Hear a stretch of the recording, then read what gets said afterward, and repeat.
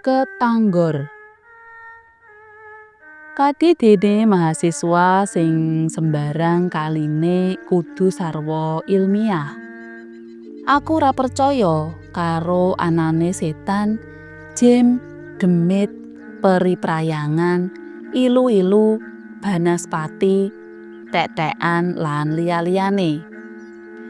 Kuwi kabeh mung mitos, tahayul lan mung ana ing crita-crita fiksi. Luwe-luwe sing magepokan karo santet, pelet, tenung, teluh lan sabangsane. Gak kira kuwi anane ing jaman Pleistosen lan sakiwa tengene. Aku nate nonton TV, ana kesurupan massal ing sawijine sekolahan. Murid cacah 20 padha nglebak. Suarane pating jlerit, umyek ora karu-karuan. Ujare sawenehing paranormal sing diwawancarai, fenomena kesurupan massal kuwi dumadi jalaran anane brayat jim sing nesu krana papan panggonane diobrak-abrik dening menungsa kanggo keperluane tanpa pamit dhisik lan tanpa asung sesajen.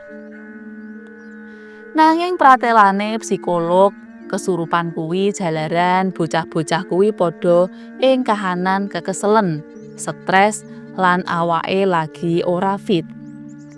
Aku luwih percaya marang psikolog, awit pratelane luwih ilmiah lan ora ngaya-wara. Ana dene santet, pelet lan sapiturute, yen nurut aku kuwi krana sisa-sisa kepercayaan animisme lan dinamisme isih lestari enggo seprene. Wis kadung dadi kapercayan turun-temurun. Ora gampang diganti dening kapercayan kang luwih nalar lan ilmiah. Yen agamaku ya Islam, agama sing diwarisake dening Sang Prabu Brawijaya kanggo brayat Jawa, utamane Jawa Wetan kaya aku. Ning sejatine aku ora pati mudeng banget marang ajaran Islam. Jalaran wektuku entek kanggo nguber SKS. Lah piye? Enggonku njupuk mata kuliah nganti 30 SKS saben sak semester. Prasasat salat wae yen mung wektune longgar. Yen sedina mata kuliah 3 wae ana tugas kabeh, sasat wektuku entek mung kanggo nggarap tugas. Ning yen urusan cewek, ya tetep ana wektu senajan mung sithik. Wong pacaran isih kuliah ngene iki ya mung kanggo intermezzo wae. Sinambi kalane nganggur, ora mesti yen besuke bakal dadi bojo. Istilahe durung naleni komitmen ngono lho. Lah yen ora duwe cewek, jaman saiki asring dicap homo. Wis kaping 3 anggonku pacaran. Biasa, angger bosen ya terus tak tinggal semprung ngono wae. Yen kepengin pacaran maneh gampang, kari milih wae. Kaya metik kembang ing Taman Sari, mak cetil beres. Wong yen kasinungan rupa ganteng ya ngene iki bejane. Nanging bejo lan cilaka pranyata gilir gumanti lir cakra manggilingan. Sakjege gandengan karo wulan, pacarku sing keri iki sirahku asring ngelu. Yen ngelu rasane pleng-plengan, mata mbleret lan kesadaranku kaya mung kari separo. Utekku mampet ora kena kanggo mikir. Sakehe obat ngelu kaya dene aspirin, parasetamol lan obat-obat analgesik liyane wis tak tamakake, nanging kabeh muspra tanpa asil. Nanging aneh, ngelu kuwi bisa ilang karepe dhewe. Nanging sak wayah-wayah uga teka dhewe tanpa kula nuwun. Aku banjur ngrahita, Aja-aja ing jerone sirahku iki ana apa-apane. Upamane tumor apa malah kanker. Mula aku banjur menyang rumah sakit sak perlu cek CT scan. Pranyata asile normal-normal wae. Aku uga diparingi obat kanggo ngilangake ngelu. Nanging uga ora tedas babar pisan. Sejene kuwi yen bengi aku dadi angel turu. Biasane jam 09.00 apa jam 10 aku wis ngeloni guling lan terus bablas ing alam pangimpen. Nanging keri-keri iki nganti jam 2 apa jam 3 aku lagi bisa turu. Ngono wae ora bisa angkler. Sedelo-sedelo gragaban tangi krana diganggu dening impen-impen sing gegirisi. Kadang diuber-uber ula sing yen ndeleng wangunane wis kaya nyeblokake maras.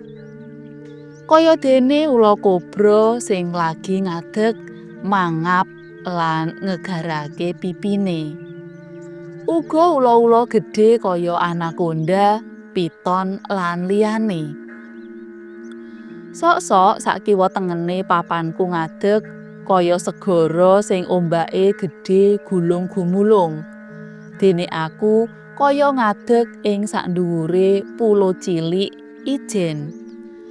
Sok uga aku kaya lagi ana ing pinggire jurang cerung, apa dene kali sing iline banyune banter banget. Yen wis ngono aku banjur nglindur. Lagi tangi yen kancaku nunggal kos nggugah. Biasane tukang gugah aku yen lagi nglindur si Khoiri, bocah jurusan fisika sing ngluthuk sregep ibadah lan yen ngepasi jam 2 apa jam 3 mesti tangi sak perlu tahajud. Bocah kuwi biasa diparabi menteri ketuhanan. Kaya wengi kuwi jam 2 gelombang utekku lagi ana ing tataran alfa. Wis meh turu. Aku banjur ngilangake kabeh isine pikiran karep ben enggal bisa turu. Banjur tak hipnotis dhewe. Turu, turu, turu, angkler, angkler. Sak banjure les. Ujug-ujug wulan wis ana ing sak ngarepku. Dheweke mandeng aku tajem. Nanging sorot mripate memelas.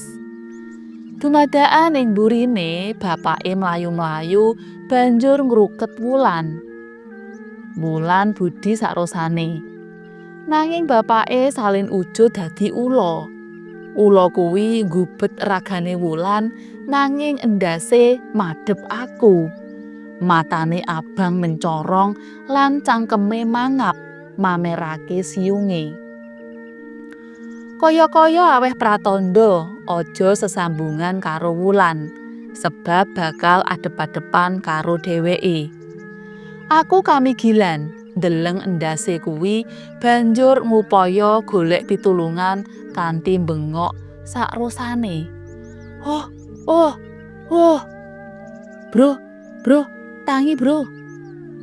Tangane Khoiri krasa nggoyok-goyok sikilku. Aku langsung gumregah tangi kanthi ambegan megos-megos kaya mentas maraton. Ngimpi elek maneh. Ditakoni ngono aku meneng wae. Wudu bro, terus maca ayat kursi. Diprayogakake ngono aku meneng wae, ora tandang. Jalaran aku ora percaya. Pancene apa sambung rapete ngimpi elek karo wudu? Gak nalar blas, gak nyambung. Mula aku banjur nggletak maneh, nanging ora bisa turu nganti para esuk. Liyane kuwi saiki dadi temperamental, gampang nesu lan sensitif banget. Pangrasaku gampang kesenggol, tutur anggonku nesu lebay. Ora sumbut karo jalarane. Kanca-kancaku padha gumun lan akeh sing banjur ngedoi aku. Kamangka sadurunge kuwi aku kondang kadidene bocah sing humoris seneng ndagel. Lan sing banget ngowahi adat ya kuwi gaya pacaranku ora kaya sing dhisik-dhisik. Dhisik pacaran mung tak nggo samben. Ning karo wulan iki prasasat wektu lan dhuwitku kasok glogok kanggo dheweke. Aku dadi kaya sapi dikeluh, manut wae senajan dikeluh kuwi lara. Kaya wektu kuwi, wulan lagi molak-malik HP-ne. Celuluke, "HP Android larang ya?"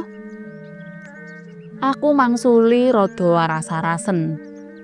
"Ya larang, kiwa tengene sak yuta." "Aku pengen HP Android, mesti kena kanggo rena-rena.